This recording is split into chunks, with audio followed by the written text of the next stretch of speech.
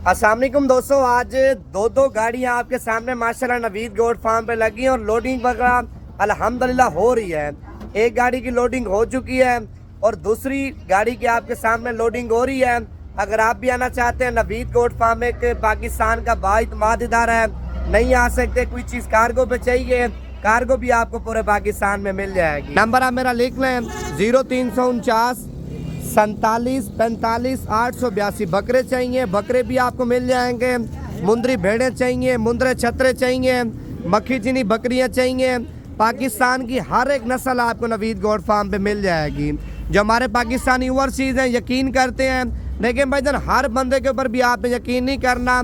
Net पे इतना लोग फ्रॉड कर रहे हैं, 2 नंबरी कर रहे हैं, आप सोच भी नहीं सकते। लोग पैसे मंगवा के नंबर ब्लॉक कर देते हैं। जिससे भी जानवर लें, वीडियो कॉल पे बात करें, वीडियो कॉल पे माल देखें, वीडियो कॉल पे बातचीत करें, उसके बाद आपने उसको पैसे करवाने हैं।